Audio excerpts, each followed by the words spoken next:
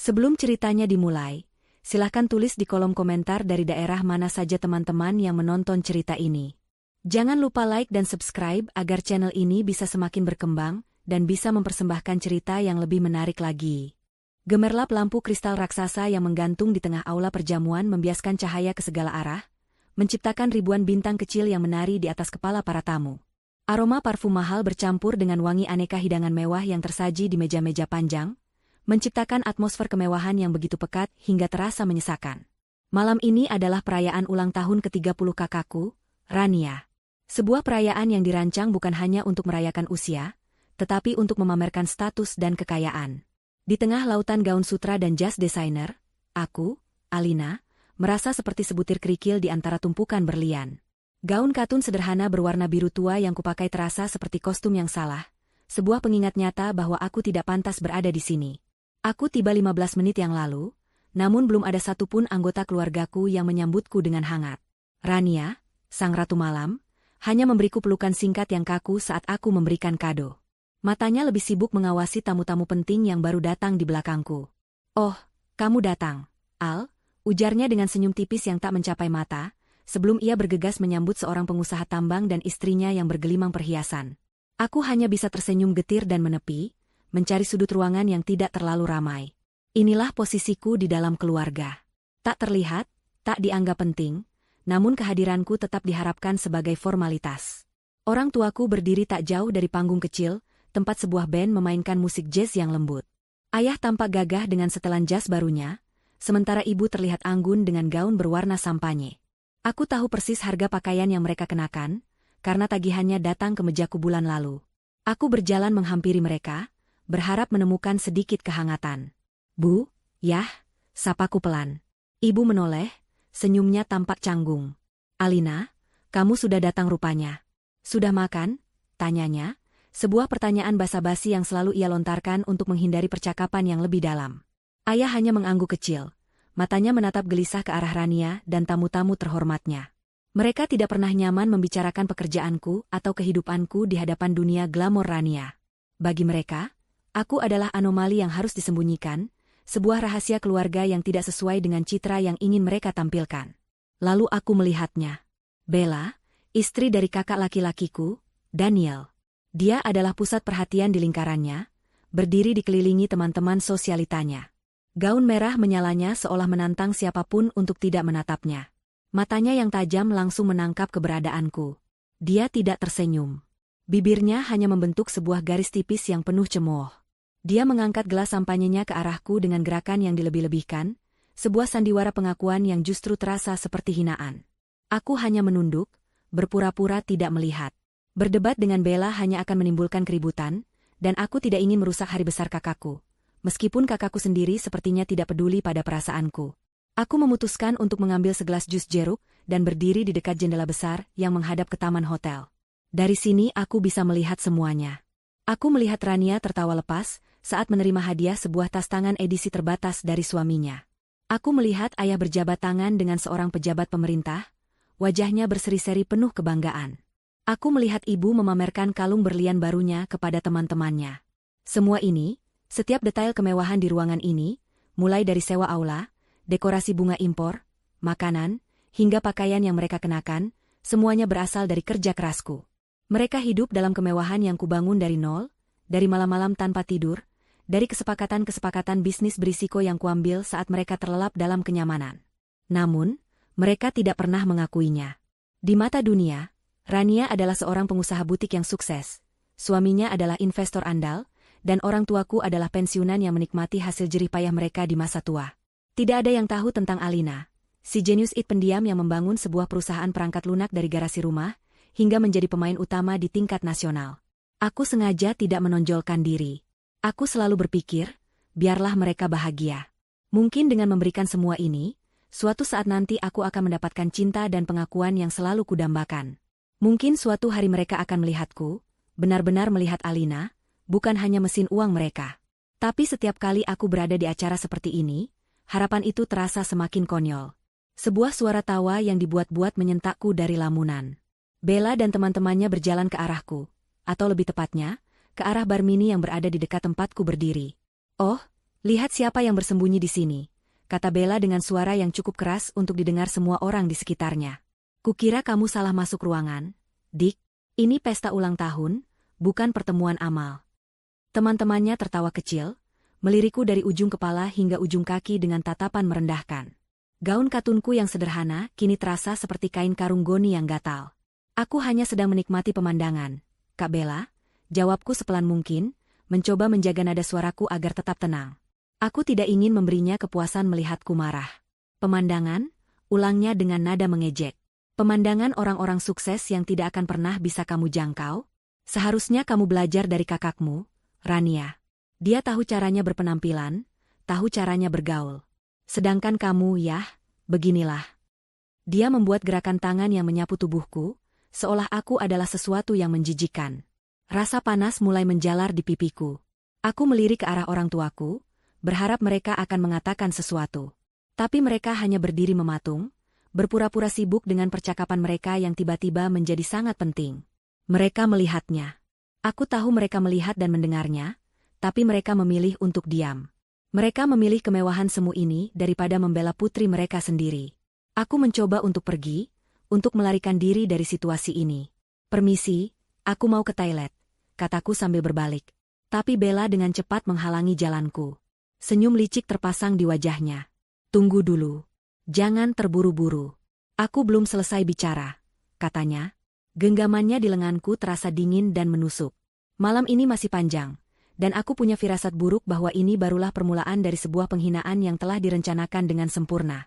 Di tengah kilau yang menyilaukan ini, aku merasa semakin tenggelam dalam kegelapan. Bella tidak melepaskan lenganku. Cengkeramannya justru semakin kuat. Kukunya yang panjang dan dipernis merah menancap di kulitku. Dia menarikku sedikit lebih dekat ke pusat kerumunan teman-temannya, menjadikanku tontonan utama dalam pertunjukan kejamnya. Aku bisa merasakan puluhan pasang mata kini tertuju padaku, sebagian besar menatap dengan rasa ingin tahu, sebagian lain dengan cemooh yang sama seperti yang terpancar dari mata Bella. Suara musik jazz yang tadi terdengar elegan kini terasa seperti musik latar yang mengiringi penghinaanku. Teman-teman, kenalkan, ini Alina. Adik iparku, Bella mengumumkan dengan suara keras dan jelas, memastikan semua orang dalam jangkauan pendengaran memperhatikannya. Dia ini, unik. Di saat semua orang berusaha tampil sebaik mungkin untuk menghormati Rania, dia memilih datang dengan pakaian seperti ini. Katanya sih, rendah hati. Tapi menurutku, ini namanya tidak tahu diri. Gelak tawa kembali terdengar, lebih keras dari sebelumnya. Setiap tawa terasa seperti tamparan di wajahku. Aku mencoba menarik lenganku, tetapi tenaga Bella lebih kuat, didorong oleh kebencian dan rasa superioritas. Aku melirik lagi ke arah keluargaku. Rania, sang kakak, kini menatap ke arah kami. Namun tidak ada sedikit pun niat untuk menolong di wajahnya. Yang ada hanyalah ekspresi kesal dan malu, seolah akulah yang menyebabkan masalah dengan penampilanku yang tidak pantas. Seolah akulah aib yang merusak pesta sempurnanya. Ayah dan ibu benar-benar telah membalikkan badan, kini punggung mereka menghadapku. Mereka menyerah. Mereka telah mengorbankanku di altar status sosial, demi menjaga citra mereka tetap bersih. Sakitnya pengkhianatan itu jauh lebih perih daripada semua kata-kata tajam yang dilontarkan Bella. Melihat tidak ada yang akan membelaku, Bella semakin menjadi-jadi. Dia melepaskan lenganku dengan kasar, lalu berjalan mengitariku seperti seekor pemangsa yang sedang menginspeksi mangsanya. Lihat sepatunya. Sepatu flat yang kusam. Rambutnya hanya diikat biasa. Tidak ada riasan, tidak ada perhiasan. Komentarnya sambil terus berjalan, suaranya dipenuhi nada jijik. Aku benar-benar tidak mengerti. Alina, apa kamu sengaja melakukan ini? Apa kamu sengaja ingin membuat Rania malu di hari ulang tahunnya? Aku tidak bermaksud begitu, Kak. Suaraku bergetar. Aku berusaha sekuat tenaga menahan air mata yang mulai menggenang. Aku tidak akan menangis. Tidak di depan mereka. Oh, tentu saja tidak, sahut Bella sarkastis. Dia berhenti tepat di depanku, menatapku lurus di mata. Orang sepertimu tidak pernah punya maksud apa-apa, karena pikiranmu memang kosong. Kamu hanya ada, menumpang hidup pada kebaikan keluargamu, tanpa memberikan kontribusi apapun.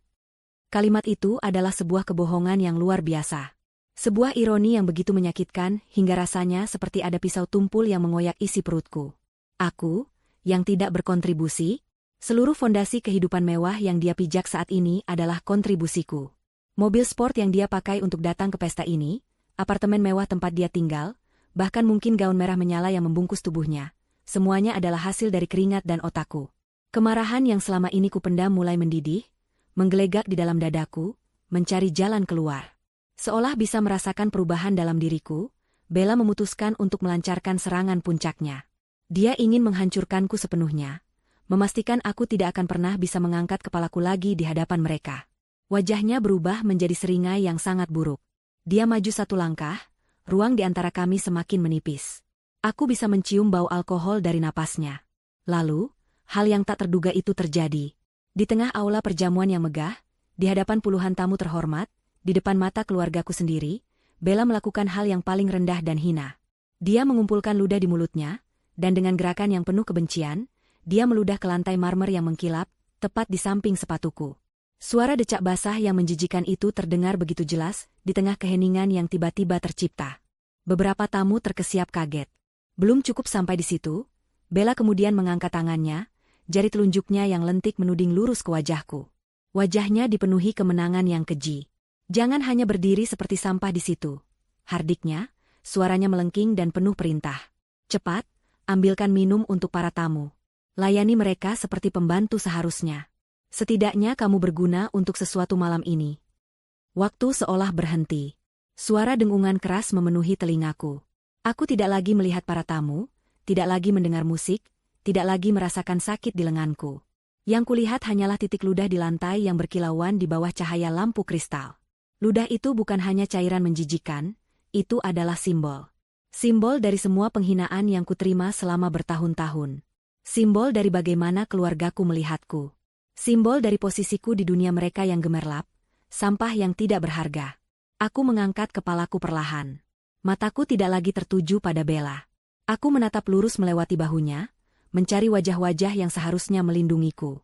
Aku melihat Rania, yang kini tampak panik, bukan karena aku dihina, tapi karena adegan ini menarik perhatian yang tidak diinginkan. Aku melihat orang tuaku, yang akhirnya memberanikan diri untuk menoleh. Wajah mereka pucat, penuh ketakutan dan rasa bersalah yang tak terucap, tetapi tetap beku, tetap diam. Tidak ada yang bergerak. Tidak ada yang bersuara untuk membelaku. Keheningan mereka adalah jawaban final. Keheningan mereka adalah bahan bakar terakhir yang menyalakan api di dalam diriku, hingga menjadi kobaran yang tak terkendali. Rasa sakit, kekecewaan, dan kesedihan yang selama ini membebaniku menguap seketika, berubah menjadi sesuatu yang lain. Sesuatu yang dingin, keras, dan sangat kuat. Aku tidak lagi merasa seperti korban. Aku tidak lagi merasa lemah. Di momen itu, di tengah kehancuran harga diriku, aku menemukan kekuatanku. Topeng kesabaran yang kukenakan selama bertahun-tahun retak, dan di baliknya, muncullah Alina yang sebenarnya. Alina yang telah mereka sembunyikan, Alina yang telah mereka manfaatkan, dan Alina yang akan menghancurkan dunia palsu mereka hingga berkeping-keping. Aku menarik napas dalam-dalam, merasakan udara dingin memenuhi paru-paruku, mempersiapkan diri untuk melepaskan badai yang akan mereka ingat seumur hidup mereka. Titik ludah di lantai marmer itu seolah memiliki gravitasi sendiri, menarik seluruh energiku ke bawah. Namun, di saat yang bersamaan, penghinaan yang begitu nyata itu memicu sesuatu di dalam diriku. Sebuah percikan api di tengah gudang mesiu yang telah lama terisi oleh kekecewaan dan rasa sakit. Aku tidak lagi peduli pada tatapan para tamu. Di ruangan yang penuh sesak ini, duniaku menyempit menjadi 4 orang. Bella, sang penyiksa, Rania, kakakku, dan ayah serta ibu, 2 pilar yang seharusnya menjadi penopang hidupku. Perlahan, aku mengangkat kepalaku. Tatapan pertamaku tidak tertuju pada Bella yang masih menyeringai puas. Tatapan pertamaku adalah sebuah permohonan. Sebuah teriakan tanpa suara yang kuarahkan pada Rania. Kakakku. Darah dagingku. Kami tumbuh bersama, berbagi kamar selama belasan tahun, berjanji untuk selalu saling menjaga. Mataku mengunci matanya, memohonnya untuk mengingat semua itu. Kumohon, Rania, katakan sesuatu. Bella aku. Tunjukkan bahwa hubungan darah kita lebih berharga daripada pandangan teman-teman sosialitamu. Aku melihat kepanikan di mata Rania. Tapi itu bukan kepanikan karena adiknya baru saja dihina sehina-hinanya. Itu adalah kepanikan seorang penyelenggara acara yang pestanya terancam berantakan. Wajahnya memerah karena malu. Dia melirik sekilas ke arah Bella, lalu ke arahku, lalu ke para tamu penting yang kini mulai berbisik-bisik. Suaminya, seorang pria yang ambisinya lebih besar dari tulang punggungnya, mendekat dan membisikkan sesuatu di telinga Rania. Aku tidak perlu mendengarnya untuk tahu apa yang dia katakan. Jaga citramu. Jangan terlibat. Ini akan merusak koneksi kita. Dan aku melihatnya dengan jelas. Momen ketika Rania membuat pilihan. Dia menarik napas, menegakkan bahunya, dan senyum palsu kembali terpasang di wajahnya. Dia berbalik ke arah tamu terdekat dan berkata, "Ah, drama keluarga biasa, jangan khawatir. Mari, silakan cicipi hidangan penutupnya, koki kami membawanya langsung dari Prancis." Dia membuangku. Demi menjaga citranya, demi pestanya, demi dunianya yang berkilauan, dia membuang adiknya sendiri seolah aku adalah sampah yang harus segera disingkirkan dari pandangan. Rasa sakit yang ditimbulkan oleh tindakannya jauh lebih dalam daripada ludah Bella. Rasanya seperti sebuah pintu besi yang berat terbanting menutup di dalam hatiku, memisahkan kenangan masa kecil kami dari kenyataan pahit hari ini. Harapan terakhirku padanya padam, menjadi abu yang dingin. Dengan hati yang hancur, tatapanku beralih. Aku mencari sepasang wajah yang telah kukenal sepanjang hidupku. Ayah dan ibu. Mereka adalah tempatku berlindung saat aku kecil. Orang-orang yang seharusnya mencintaiku tanpa syarat. Mereka berdiri membeku di dekat panggung, terjebak di antara keinginan untuk lari dan ketakutan akan penilaian orang. Ibu mengangkat tangannya ke mulut, matanya yang basah menatapku dengan tatapan yang sulit diartikan. Ada rasa bersalah di sana, aku bisa melihatnya. Tapi rasa bersalah itu terkunci rapat di balik ketakutan yang lebih besar. Ketakutan kehilangan semua ini. Kehilangan rumah nyaman yang kubelikan. Kehilangan mobil yang siap mengantar mereka kemana saja. Kehilangan status sebagai orang tua dari Rania yang sukses. Lalu mataku bertemu dengan mata ayah. Hanya sesaat, namun di detik itu, aku melihat segalanya. Aku melihat seorang pria yang tahu apa yang benar, tetapi terlalu lemah untuk melakukannya. Dia tidak bangga dengan kemewahan ini, dia hanya menikmatinya dalam diam. Dia tahu siapa sumber dari semua ini, dan dia membenci dirinya sendiri, karena harus bergantung padaku sambil membiarkanku tak dianggap. Tatapannya adalah sebuah permohonan maaf yang bisu sekaligus sebuah permintaan pengecut. Tolong, Alina, jangan buat keributan. Mengalah saja. Seperti yang selama ini selalu kamu lakukan. Itulah puncaknya. Itulah momen di mana sesuatu di dalam diriku patah selamanya. Permintaan diam dari ayah agar aku kembali menelan harga diriku demi kenyamanan mereka adalah pengkhianatan terbesar dari semuanya. Mereka tidak hanya diam. Keheningan mereka adalah sebuah tindakan. Sebuah pilihan. Mereka secara aktif memilih untuk mengorbankanku. Mereka memegang pisau yang sama dengan Bella. Mereka hanya tidak punya keberanian untuk menusukkannya secara langsung. Dengungan di telingaku berhenti. Ruangan yang tadinya kabur kini menjadi sangat jernih. Setiap wajah, setiap ekspresi, setiap bisikan, semuanya terekam dengan detail yang menyakitkan. Aku bisa mendengar tawa tertahan dari teman-teman Bella. Aku bisa mendengar bisikan, kasihan sekali gadis itu. Aku bisa mendengar denting gelas sampahnya yang canggung. Aku sendirian. Benar-benar sendirian di tengah keluarga dan keramaian. Kesadaran itu tidak lagi membawa kesedihan. Tidak ada lagi air mata yang ingin keluar. Kekosongan yang ditinggalkan oleh kehancuran hatiku dengan cepat terisi oleh sesuatu yang lain. Sesuatu yang dingin, keras, dan tajam seperti pecahan kaca. Kemarahan. Bukan kemarahan yang panas dan membabi buta, melainkan kemarahan yang dingin dan terfokus. Kemarahan yang memberikan kejernihan luar biasa. Aku akhirnya mengerti. Aku tidak akan pernah bisa membeli cinta dan rasa hormat mereka, tidak peduli berapa banyak uang yang kuberikan. Usahaku selama ini sia-sia. Aku telah menyirami taman yang indah untuk mereka tinggali, sementara aku sendiri dibiarkan berdiri di luar pagar, di bawah hujan badai. Api telah padam, menyisakan bara yang membakar dengan intensitas yang tenang. Aku tidak akan lagi menjadi Alina yang pendiam. Aku tidak akan lagi menjadi Alina yang mengalah. Mereka telah menghina orang yang salah. Mereka telah merendahkan sumber dari semua yang mereka banggakan. Mereka pikir aku adalah sampah? Malam ini, aku akan menunjukkan kepada mereka bahwa sampah ini adalah fondasi yang menopang istana pasir mereka, dan aku akan menariknya kembali. Aku menarik napas dalam-dalam, bukan untuk menenangkan diri, tetapi untuk mengumpulkan kekuatan. Udara yang masuk ke paru-paruku terasa seperti bahan bakar. Saat aku menghembuskannya, aku tidak lagi merasakan apapun untuk mereka. Tidak ada cinta, tidak ada benci. Hanya ada perhitungan. Keheningan di aula perjamuan itu begitu pekat, bisa diiris dengan pisau. Semua orang menunggu, menahan napas, untuk melihat apa yang akan kulakukan selanjutnya. Apakah aku akan menangis? Apakah aku akan lari? Bella masih berdiri di depanku, Seringai di wajahnya sedikit memudar, digantikan oleh ekspresi tidak sabar, seolah menungguku untuk segera menjalankan perintahnya dan membuktikan bahwa aku memang seorang pembantu. Postur tubuhku berubah. Aku tidak lagi membungkuk menahan malu. Punggungku tegak lurus, daguku terangkat. Aku menatap lurus melewati Bella, mataku menyapu wajah Rania, ayah, dan ibu sekali lagi.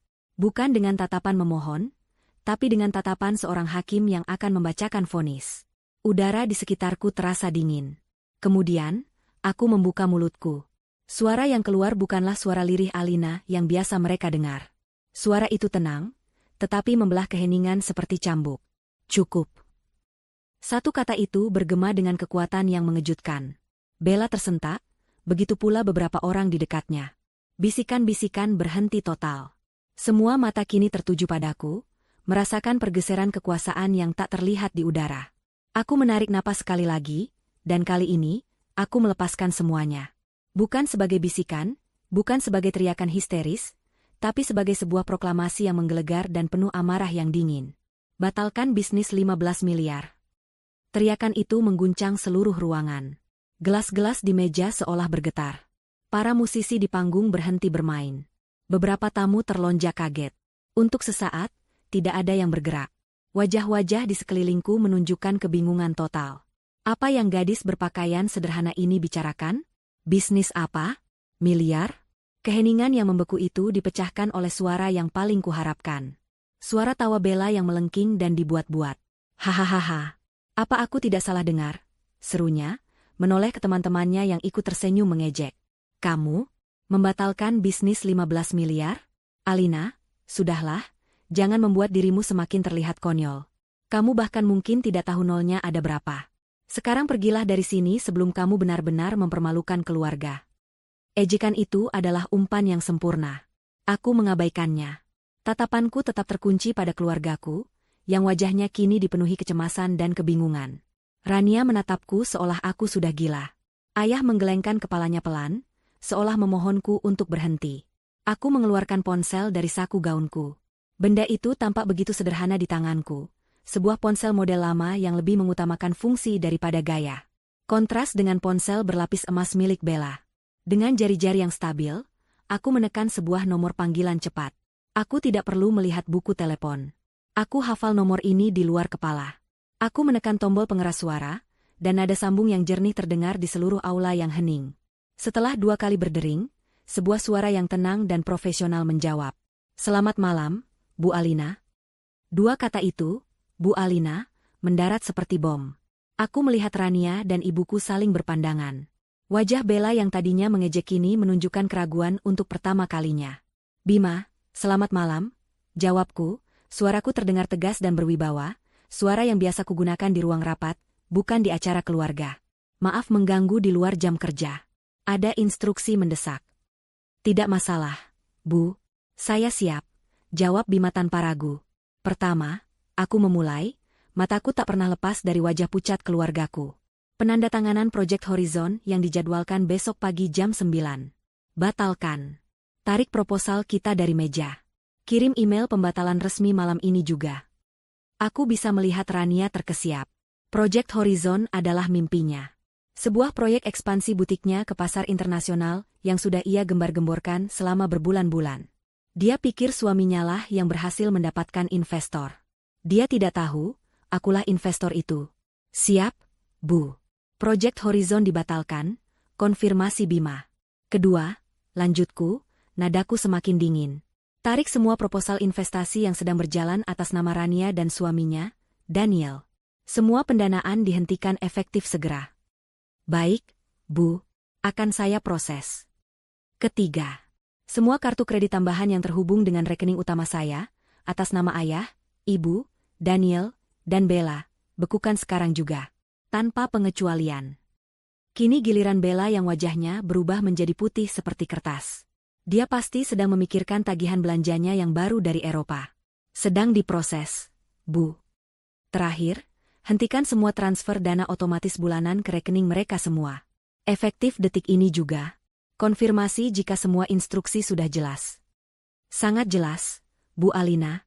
Semua akan dilaksanakan segera, kata Bima dengan efisiensi yang luar biasa. Terima kasih, Bima. Aku menutup telepon dan memasukkannya kembali ke sakuku. Aula masih membeku dalam keheningan yang tak percaya. Aku membiarkan mereka mencerna apa yang baru saja terjadi. Kemudian, aku mulai berbicara, menjelaskan kepingan teka-teki yang baru saja kusebar. Project Horizon, kataku, menatap lurus ke arah Rania yang gemetar. Itu adalah kesepakatan senilai 15 miliar rupiah. Seharusnya itu menjadi hadiah ulang tahun ke-30 untukmu dariku, untuk membuat mimpimu terwujud. Sekarang, mimpi itu sudah mati. Aku beralih ke Bella dan kakaknya, Daniel, yang berdiri di sebelahnya dengan mulut ternganga.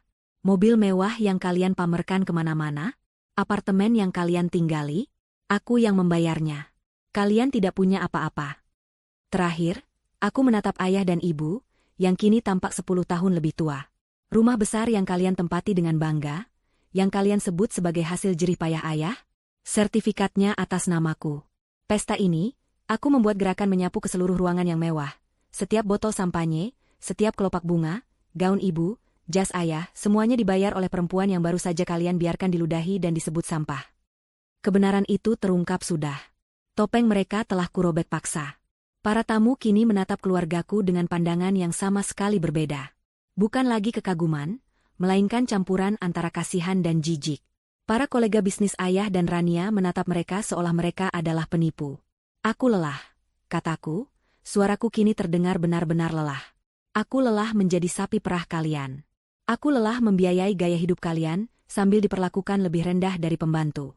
Mulai malam ini, semuanya berakhir. Aku menatap mereka satu persatu untuk terakhir kalinya. Sekarang, ku cabut semuanya. Kalianlah yang akan hidup miskin dan menderita setelah menghina dan merendahkanku. Selamat menikmati dunia nyata. Tanpa menunggu jawaban, aku berbalik.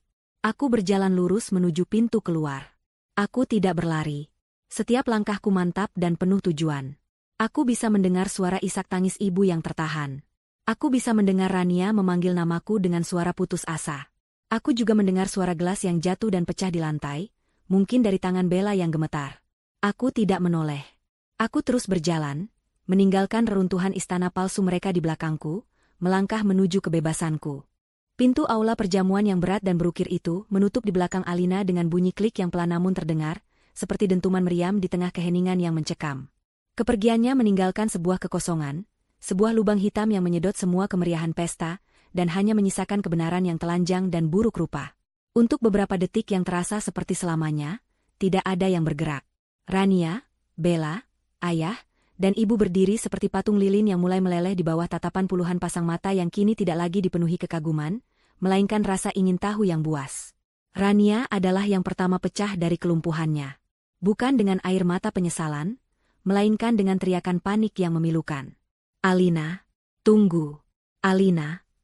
Dia berlari beberapa langkah menuju pintu, tangannya terulur seolah bisa menarik kembali adiknya dari balik kayu tebal itu. Tapi dia berhenti, tahu bahwa semuanya sudah terlambat. Teriakan itu bukanlah panggilan untuk seorang adik, melainkan jeritan seorang ratu yang baru saja kehilangan kerajaannya. Dia berbalik, matanya liar mencari-cari pegangan di tengah dunianya yang runtuh. Di sisi lain, Bella masih dalam tahap penyangkalan. Wajahnya yang pucat pasi menatap kosong ke arah pintu. Tidak mungkin, bisiknya, lebih pada dirinya sendiri. Dia bohong. Ini pasti hanya akal-akalan dia untuk membuatku malu. Dia tidak punya apa-apa. Dengan tangan yang gemetar hebat, dia merogoh tas tangannya dan mengeluarkan ponsel pintarnya. Jarinya yang biasanya lincah menari di atas layar, kini terasa kaku dan bodoh. Dia mencoba membuka aplikasi mobile bankingnya, tetapi 3 kali salah memasukkan kata sandi karena tangannya terlalu bergetar.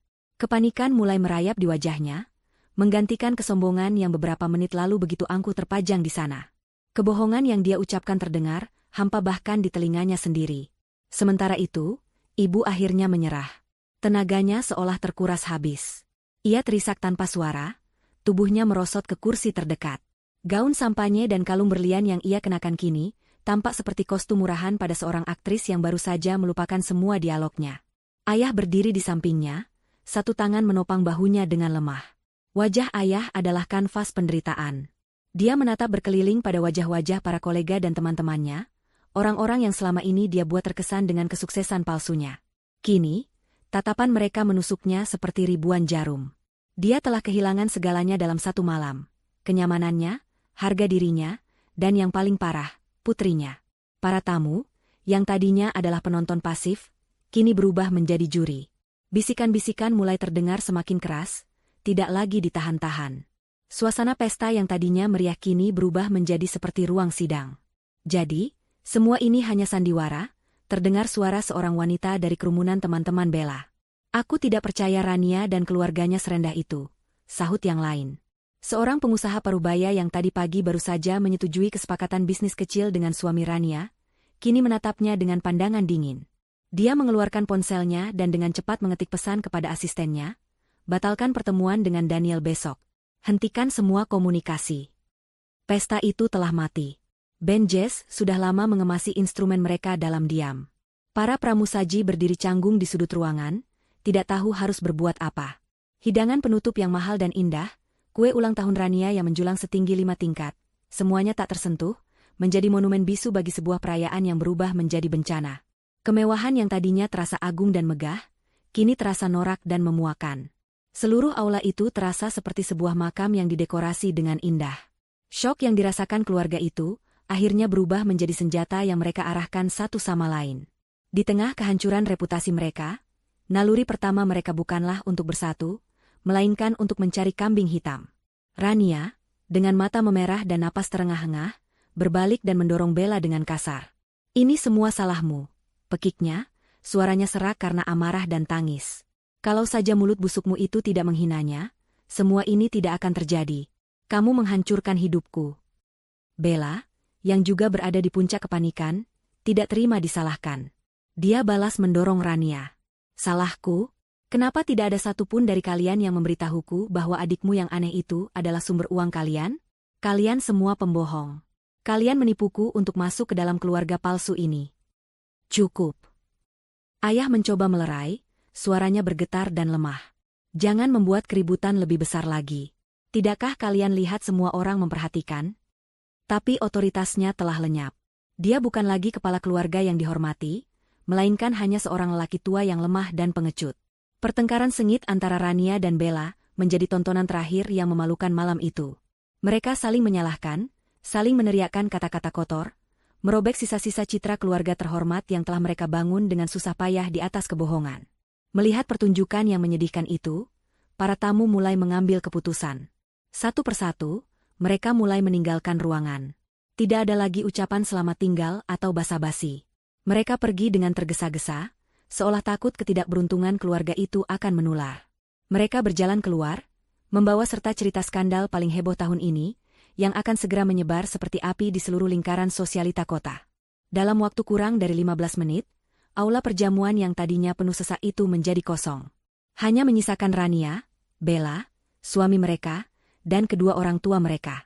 Mereka berdiri terpencar di tengah lautan kemewahan yang kini terasa dingin dan asing.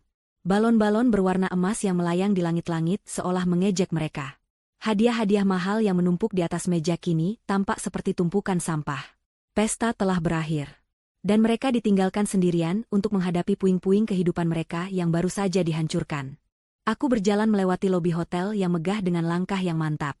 Beberapa pasang mata menatapku, mungkin bertanya-tanya apa yang dilakukan seorang wanita berpakaian sederhana di tempat semewah ini pada malam hari. Dulu, tatapan seperti itu akan membuatku merasa kecil dan tidak nyaman. Tapi malam ini, aku tidak peduli. Aku tidak lagi peduli pada penilaian orang asing, karena aku baru saja melepaskan diri dari penilaian orang-orang yang seharusnya paling mencintaiku. Kepalaku tegak, bahuku tegap. Aku tidak sedang melarikan diri, aku sedang berjalan menuju kehidupanku. Saat pintu kaca otomatis berputar dan terbuka, embusan udara malam yang sejuk menyambut wajahku. Rasanya seperti menghirup udara untuk pertama kalinya setelah terlalu lama tenggelam. Aroma aspal basah setelah gerimis sore dan suara klakson mobil yang sayup-sayup di kejauhan terasa begitu nyata dan menenangkan. Aku berhenti sejenak di trotoar, menutup mata, dan menarik napas dalam-dalam. Inilah aroma kebebasan. Berat beban yang selama bertahun-tahun menghimpit pundakku, beban untuk membahagiakan mereka, beban untuk mendapatkan pengakuan mereka, beban untuk berpura-pura menjadi seseorang yang bukan diriku, semuanya terangkat. Aku merasa ringan. Aku mengabaikan deretan mobil mewah dan taksi eksekutif yang menunggu di lobi. Aku berjalan sedikit ke pinggir jalan raya dan mengangkat tanganku untuk memanggil taksi biasa. Sebuah taksi berwarna biru berhenti di depanku. Sopirnya, seorang bapak paruh baya, tersenyum ramah. "Malam, Mbak. Mau kemana?" Tanyanya sederhana. Tidak ada penghakiman, tidak ada tatapan merendahkan. Hanya sebuah interaksi manusia yang normal. Rasanya begitu menyegarkan. Selama perjalanan, aku hanya menatap keluar jendela. Lampu-lampu kota berkelip seperti permata yang tersebar di atas kain beludru hitam. Gedung-gedung pencakar langit yang menjulang, jalanan yang ramai, semuanya tampak berbeda malam ini. Dulu, aku melihatnya sebagai arena pertempuran, tempat di mana aku harus bekerja tanpa henti untuk menopang gaya hidup keluargaku. Sekarang, aku melihatnya sebagai sebuah dunia yang penuh dengan kemungkinan. Kemungkinan untuk diriku sendiri. Radio di taksi memutar lagu pop lawas yang ceria. Kontras yang begitu tajam dengan drama yang baru saja kutinggalkan membuatku hampir tersenyum. Tentu saja, ada rasa sakit di dalam hatiku. Rasa sakit karena kehilangan keluarga, atau lebih tepatnya, kehilangan ilusi tentang sebuah keluarga yang kuharap bisa kumiliki. Bayangan wajah kecewa ayah dan tangisan ibu melintas di benakku. Tapi anehnya, rasa sakit itu tidak lagi terasa tajam. Rasanya seperti luka lama yang akhirnya dibersihkan, perih sesaat namun diperlukan untuk proses penyembuhan. Aku tidak menyesali keputusanku. Itu adalah operasi yang menyakitkan, tetapi aku baru saja mengangkat tumor ganas dari hidupku. Taksi berhenti di depan sebuah gedung apartemen yang sederhana namun bersih dan terawat di bagian kota yang lebih tenang. Ini adalah duniaku yang sebenarnya, tempat perlindungan yang tidak pernah diketahui oleh keluargaku. Aku membayar ongkos taksi dan mengucapkan terima kasih. Saat aku masuk ke dalam unit apartemenku, aku langsung disambut oleh keheningan yang nyaman. Tidak ada kemewahan yang mencolok. Dindingnya dipenuhi rak buku, bukan lukisan mahal. Meja kerjaku dipenuhi dengan komponen komputer dan papan sirkuit, bukan pajangan kristal. Ini adalah cerminan diriku yang sebenarnya. Seorang kreator, seorang pemikir, bukan seorang sosialita. Aku menyeduh secangkir teh kamomil dan duduk di sofa dekat jendela. Ponselku, yang kutaruh di atas meja, mulai bergetar tanpa henti. Layarnya menyala, menampilkan rentetan notifikasi. Puluhan panggilan tak terjawab dari Rania. Puluhan pesan teks dari ibu yang isinya mungkin campuran antara amarah, permohonan, dan rasa bersalah. Beberapa panggilan dari ayah. Dulu, rentetan notifikasi ini akan membuatku panik, merasa bersalah, dan segera menelepon balik untuk memperbaiki apapun yang salah. Sekarang, aku hanya menatapnya dengan tenang. Bunyi getaran itu bukan lagi panggilan, melainkan gema dari dunia yang sudah kutinggalkan. Dengan gerakan yang tenang dan pasti, aku meraih ponsel itu dan menekan tombol daya hingga layarnya menjadi hitam. Aku memutuskannya.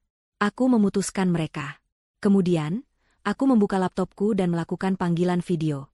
Bukan kepada Bima, asistenku, tetapi kepada Pak Budi, dosen pembimbingku semasa kuliah yang kini sudah kuanggap seperti ayah keduaku. Beliau adalah satu-satunya orang yang tahu perjalananku dari nol, yang tahu pengorbananku untuk keluarga. Wajahnya yang bijak dan penuh kerutan muncul di layar. "Alina," sapanya dengan senyum hangat. "Tumben menelepon malam-malam begini. Semuanya baik-baik saja?" Aku menarik napas dan menceritakan semuanya. Dari gaun sederhana, hinaan Bella, ludah di lantai, keheningan keluargaku, hingga teriakan dan panggilan telepon yang mengubah segalanya. Aku bercerita tanpa air mata, suaraku datar dan tenang. Pak Budi mendengarkan dengan saksama, tanpa menyela sekalipun. Ketika aku selesai, dia terdiam sejenak, lalu mengangguk perlahan. "Api akhirnya membakar habis sangkarnya," katanya dengan suara lembut. "Sudah waktunya, Alina. Kamu sudah terlalu lama memikul beban yang bukan milikmu. Selamat datang di hari pertama dari sisa hidupmu yang sesungguhnya." Kata-katanya adalah penegasan yang kubutuhkan. Sebuah validasi bahwa aku telah melakukan hal yang benar. Kami mengobrol sebentar, tentang rencanaku ke depan, tentang proyek-proyek baru yang ingin kukerjakan untuk diriku sendiri, bukan untuk orang lain.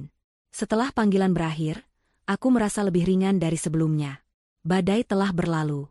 Aku duduk di sana, dalam keheningan apartemenku, menyeruput teh hangatku sambil menatap lampu kota. Untuk pertama kalinya dalam waktu yang sangat lama, masa depan tidak tampak seperti sebuah kewajiban yang berat, melainkan sebuah halaman kosong yang menarik, yang siap kutulis dengan ceritaku sendiri. Aku sendirian, tapi aku tidak kesepian. Aku bebas. Beberapa hari setelah malam yang mengubah segalanya, suasana di kantor pusat perusahaanku terasa berbeda. Dulu, aku sering datang sebelum matahari terbit dan pulang larut malam, bergerak seperti bayangan di koridor, fokusku hanya tertuju pada angka, kode, dan target yang harus kucapai demi memenuhi aliran dana yang tak pernah berhenti diminta oleh keluargaku. Kini, untuk pertama kalinya, aku berjalan di kantor dengan perasaan memiliki yang utuh. Ini bukan lagi hanya mesin pencari nafkah. Ini adalah kerajaanku, dan aku adalah ratu yang akhirnya duduk di singgasananya sendiri. Pagi itu, aku mengadakan rapat penting dengan Bima dan tim hukumku. Ruang rapat berdinding kaca itu menghadap ke lanskap kota, sebuah pemandangan yang selalu memberiku energi.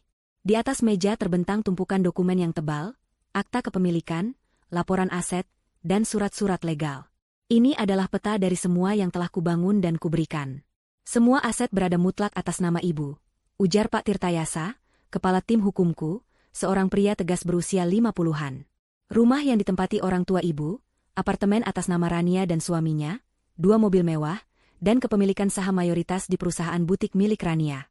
Semuanya legal dan tidak dapat diganggu-gugat. Pertanyaannya sekarang, apa yang ingin ibu lakukan dengan semua ini? Aku menatap dokumen-dokumen itu.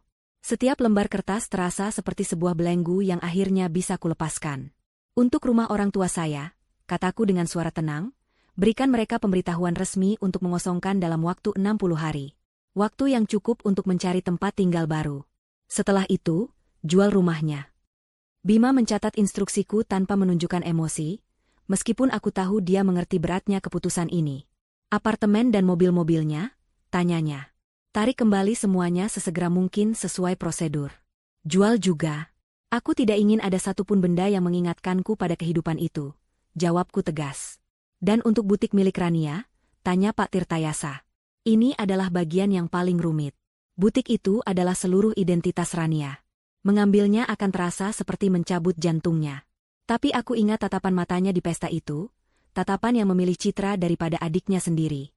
Perusahaanku adalah pemegang saham mayoritas. Secara teknis, aku bisa mengambil alih atau membubarkannya.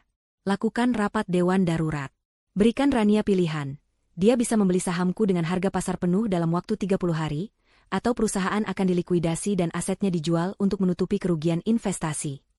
Aku tahu dia tidak akan pernah bisa mendapatkan uang sebanyak itu. Ini adalah sebuah pelajaran, bukan hukuman mati. Pelajaran tentang konsekuensi. Setelah urusan aset selesai, topik beralih ke dana 15 miliar dari proyek Horizon yang batal. Dana tersebut sudah kembali utuh di rekening perusahaan, Bu. Siap untuk dialokasikan kembali, lapor Bima. Disinilah titik balik sesungguhnya terjadi. Dulu, aku mungkin akan menginvestasikannya kembali ke proyek lain yang menghasilkan keuntungan lebih besar. Tapi kini, aku melihat uang itu secara berbeda.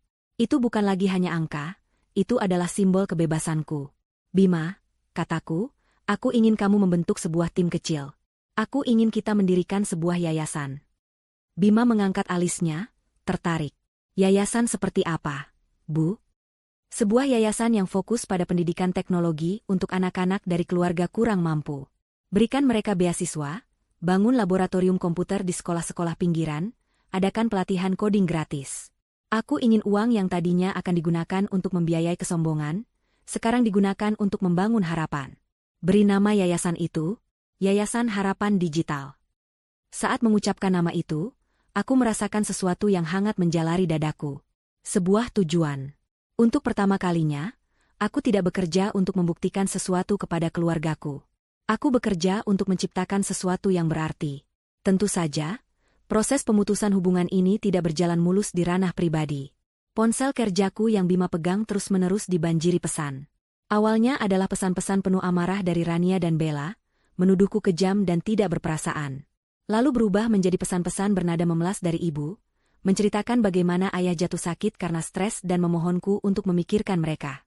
Aku tahu itu adalah taktik manipulasi, tetapi tetap saja terasa menyakitkan. Aku membuat keputusan berat namun perlu, aku meminta Bima untuk memblokir semua nomor mereka. Aku membutuhkan ruang untuk bernapas, untuk menyembuhkan diri tanpa terus-menerus ditarik kembali ke dalam drama mereka. Suatu sore, telepon berdering di apartemenku. Nomornya tidak kukenali. Ternyata itu adalah salah seorang bibiku, adik dari ibuku.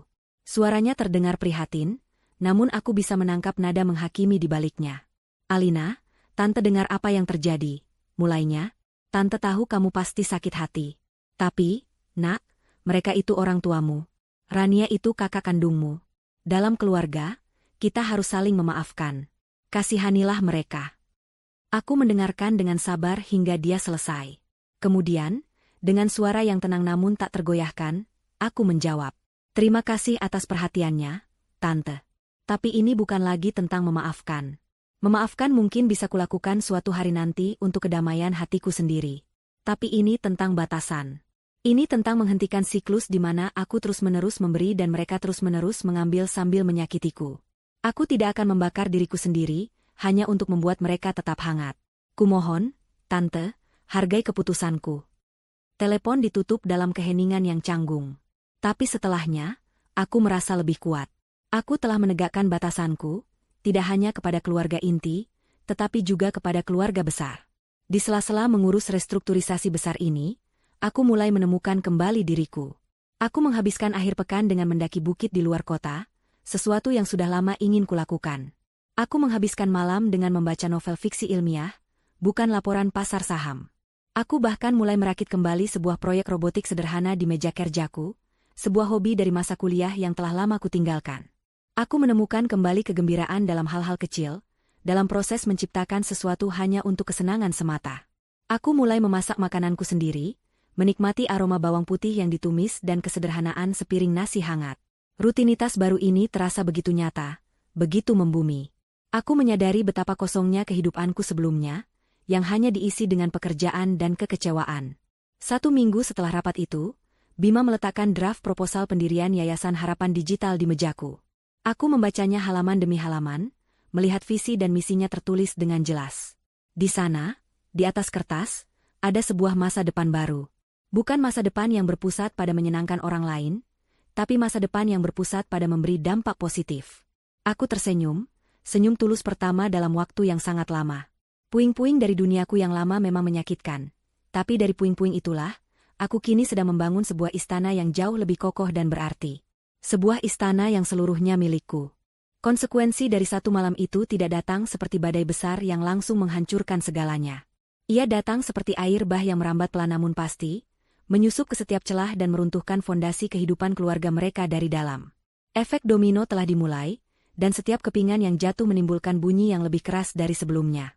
Kepingan pertama jatuh di butik milik Rania. Pagi itu, dia sedang mencoba menenangkan para stafnya yang gelisah, karena berita skandal di pesta sudah menyebar luas. Tiba-tiba, manajer operasional dari salah satu pemasok kain impor terbesar menelepon. "Pagi, Bu Rania," kata suara di seberang dengan nada yang dingin dan formal. "Saya hanya ingin menginformasikan bahwa kami belum menerima pembayaran untuk tagihan bulan lalu. Mengingat kebijakan baru kami terpaksa menahan pengiriman koleksi musim semi sampai tagihannya dilunasi." "Pasti ada kesalahan.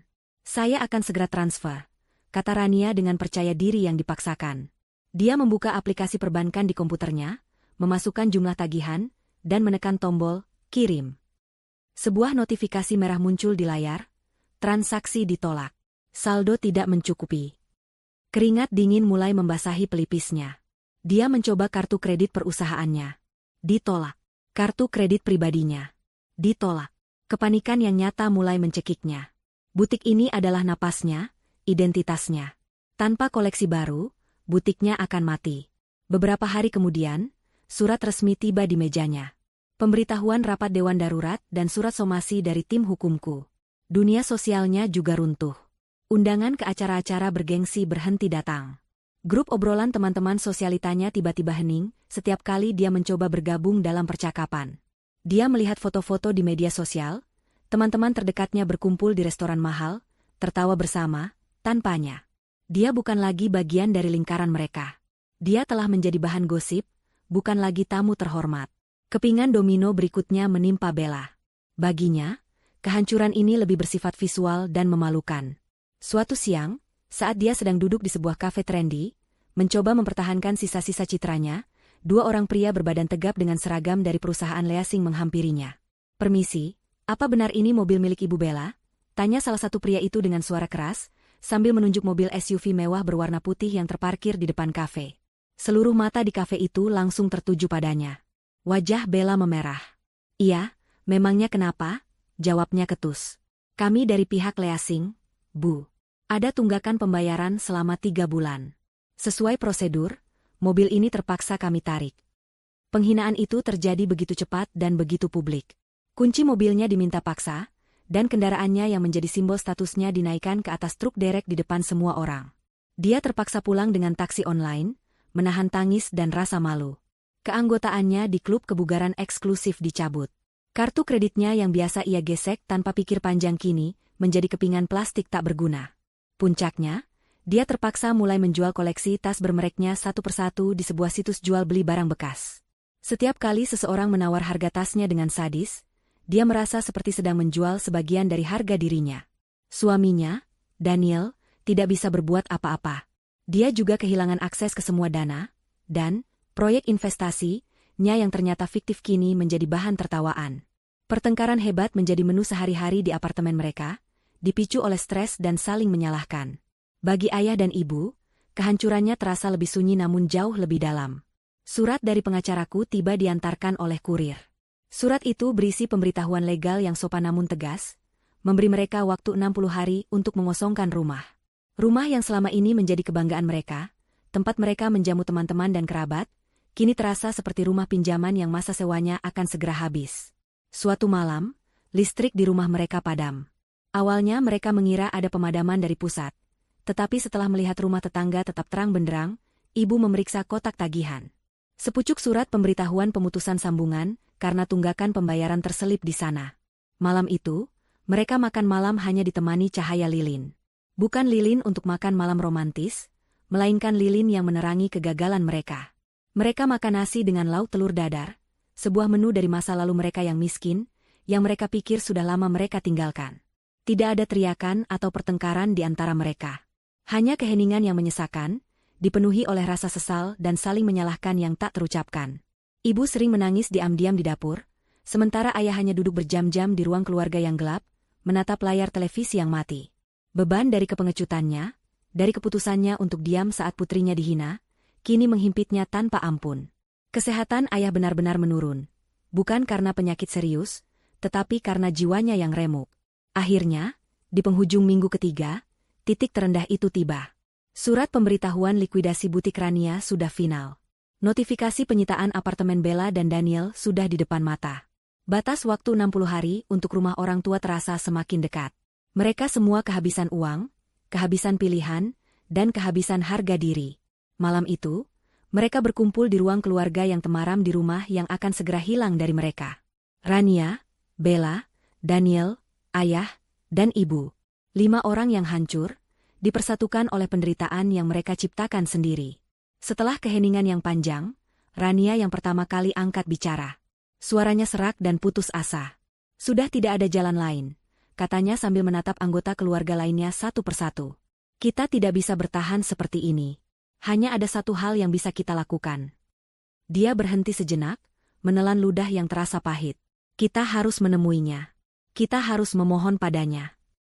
Gagasan untuk menemui dan memohon pada Alina, yang diucapkan Rania di ruang keluarga yang temaram itu, terasa seperti menelan pecahan kaca.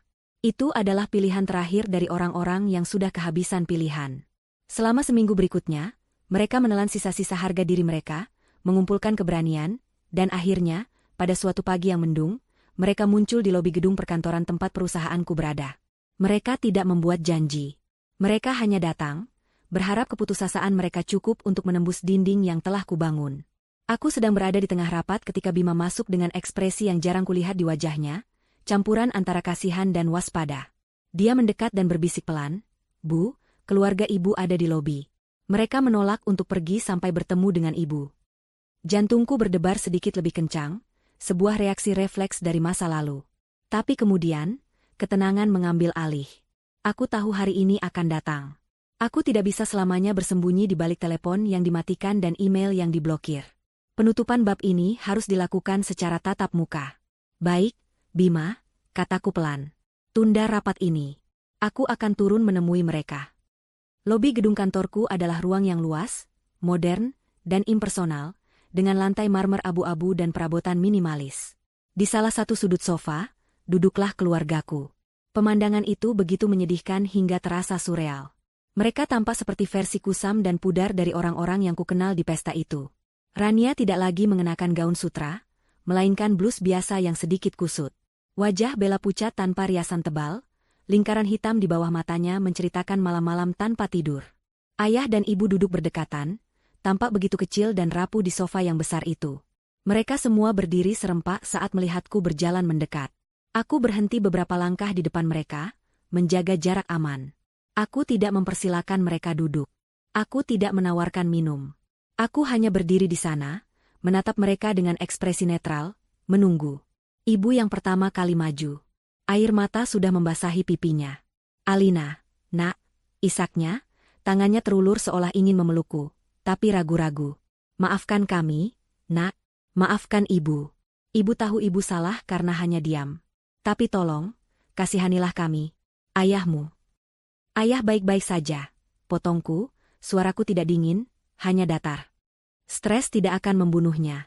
Tapi terus-menerus hidup dalam kebohongan, mungkin bisa. Kata-kataku membuat ibu terdiam, isak tangisnya tertahan. Rania melangkah maju, wajahnya penuh penderitaan yang tak lagi dibuat-buat. "Al, aku minta maaf," katanya, suaranya bergetar. "Aku benar-benar minta maaf.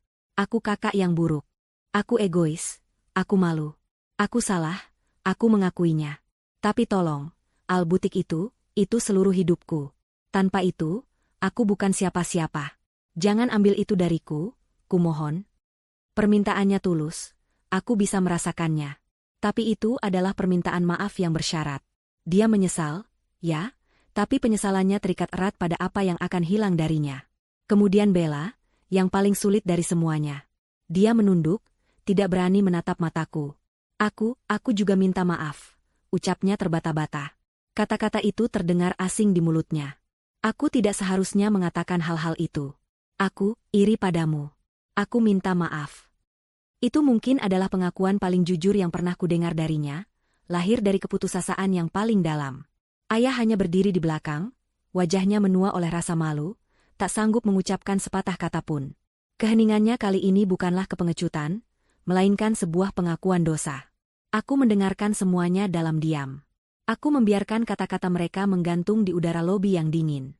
Aku tidak merasakan kemenangan. Aku tidak merasakan kepuasan. Yang kurasakan hanyalah kesedihan yang mendalam atas tragedi keluarga kami. Mereka akhirnya meminta maaf, tetapi maaf itu datang terlambat, dan didorong oleh alasan yang salah. Setelah mereka semua selesai bicara, aku menarik napas panjang. "Aku punya satu pertanyaan untuk kalian semua," kataku dengan tenang, menatap mereka satu persatu. "Jawab dengan jujur. Apa yang sebenarnya kalian sesali? Apakah kalian menyesali perbuatan kalian yang telah menyakitiku selama bertahun-tahun? Atau kalian hanya menyesali konsekuensi yang sekarang harus kalian terima karena perbuatan itu?" Pertanyaan itu membungkam mereka. Aku bisa melihat pergulatan batin di wajah mereka. Rania membuka mulutnya, lalu menutupnya lagi. Ibu mulai terisak lebih keras. Bella hanya bisa menatap lantai marmer. Keheningan mereka adalah jawaban yang paling jujur. Mereka tidak bisa membedakannya. Bagi mereka, rasa sakit yang kualami dan hilangnya kemewahan mereka adalah dua hal yang tak terpisahkan. Mereka menyesali badainya, bukan karena telah menyakiti orang lain, tapi karena badai itu kini menghancurkan rumah mereka sendiri. "Aku mengerti," kataku akhirnya, dan dalam suaraku tidak ada lagi kemarahan, hanya ada penerimaan yang menyedihkan. "Kalian datang ke sini bukan untuk memperbaiki hubungan kita. Kalian datang untuk meminta kembali kehidupan kalian yang nyaman. Kalian tidak menginginkan aku, Alina, sebagai adik dan anak kalian. Kalian hanya membutuhkan sumber dana kalian kembali." Aku melihat kebenaran dari kata-kataku terpantul di mata mereka yang mengelak. "Proses hukum akan terus berjalan," lanjutku dengan nada final. "Rumah, mobil, butik, semuanya akan diproses sesuai yang sudah kuinstruksikan. Kalian harus belajar berdiri di atas kaki kalian sendiri." Wajah mereka jatuh dalam keputusasaan total. Rania tampak akan pingsan. Tapi aku belum selesai. "Namun," kataku, membuat mereka menatapku dengan secercah harapan. "Aku tidak akan membiarkan kalian menjadi gelandangan. Itu bukan diriku." Aku mengeluarkan sebuah amplop dari tasku dan menyerahkannya pada ayah. Tangannya gemetar saat menerimanya. Di dalam situ ada cek. "Jumlahnya cukup untuk kalian menyewa rumah sederhana selama setahun, dan untuk biaya hidup selama beberapa bulan ke depan. Anggap ini sebagai pesangon." Aku menatap mereka untuk terakhir kalinya. "Tapi ini ada syaratnya. Uang ini bukan dari Alina, adik atau anak kalian. Uang ini dari seorang CEO perusahaan yang merasa kasihan pada mantan tanggungannya. Ini adalah transaksi terakhir kita. Setelah ini, jangan pernah mencariku lagi. Jangan hubungi aku. Jangan datang ke sini lagi. Bagi kita, semuanya sudah selesai. Secara resmi. Aku tidak menunggu jawaban mereka. Aku tidak ingin melihat air mata mereka lagi. Aku berbalik dan berjalan menuju lift tanpa menoleh ke belakang. Saat pintu lift tertutup, memisahkanku dari mereka selamanya, aku tidak merasa lega atau bahagia. Aku hanya merasa kosong. Tapi aku tahu, kekosongan ini adalah tanah subur tempat kehidupan baruku akan tumbuh. Babak yang menyakitkan itu akhirnya benar-benar berakhir. 1 tahun kemudian. Sinar matahari sore yang hangat menerobos masuk melalui jendela-jendela besar, menerangi sebuah ruangan yang dipenuhi wajah-wajah muda yang bersemangat dan suara tawa anak-anak. Aku berdiri di atas panggung kecil, di hadapan puluhan anak-anak, remaja, orang tua mereka, dan para staf dari yayasanku. Hari ini adalah peresmian Rumah Harapan Digital pertama, sebuah pusat belajar teknologi gratis di jantung kawasan pemukiman padat penduduk. Di belakangku, jajaran komputer baru berderet rapi, siap digunakan. Teknologi bukanlah sihir, kataku ke mikrofon, suaraku terdengar jelas dan percaya diri. Teknologi adalah alat. Dan seperti alat lainnya, kekuatan terbesarnya ada di tangan orang yang menggunakannya. Di tempat ini, kami tidak hanya ingin mengajari kalian cara menggunakan alat itu, tapi kami ingin memberi kalian kekuatan untuk menciptakan alat kalian sendiri, untuk membangun masa depan kalian sendiri. Aku menatap kerumunan itu, melihat harapan di mata mereka, dan merasakan gelombang kebahagiaan yang tulus, sesuatu yang tidak pernah bisa dibeli dengan uang. Penampilanku telah berubah. Aku masih menyukai kesederhanaan, tetapi kini ada aura kepercayaan diri yang terpancar. Aku mengenakan blazer linen di atas kaos sederhana, rambutku ditata rapi. Aku tidak lagi bersembunyi.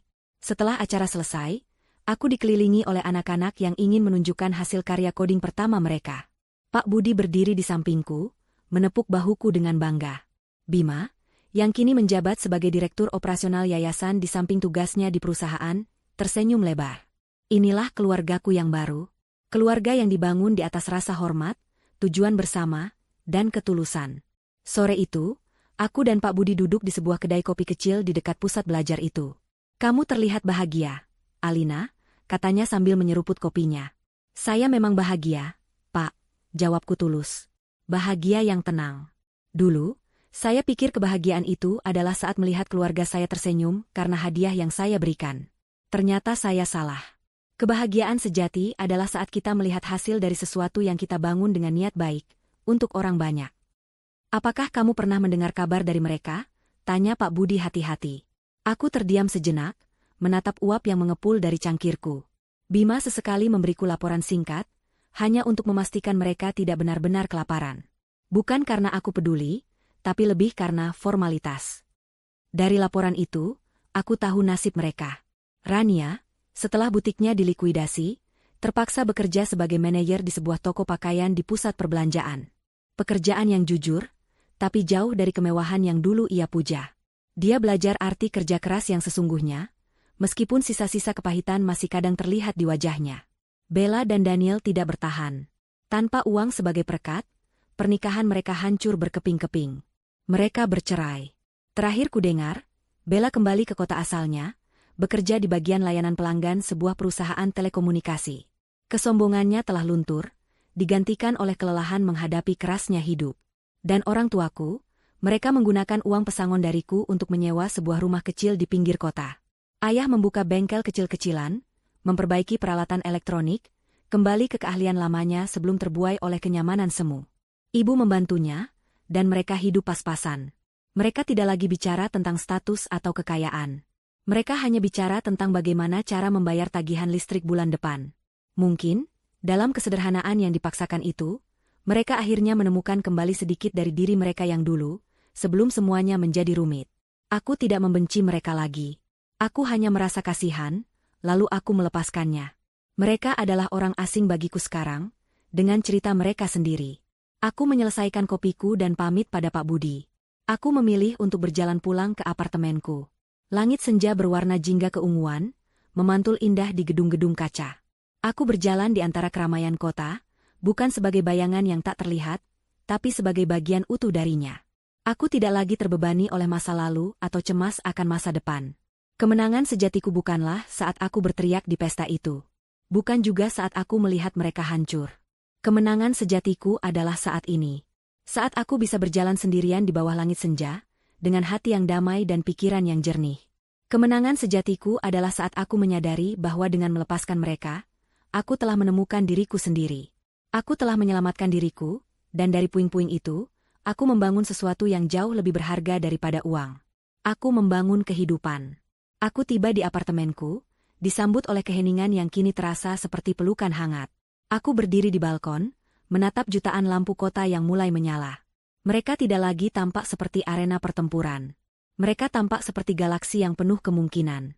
Aku bebas, dan di hadapanku, terbentang langit yang tak terbatas.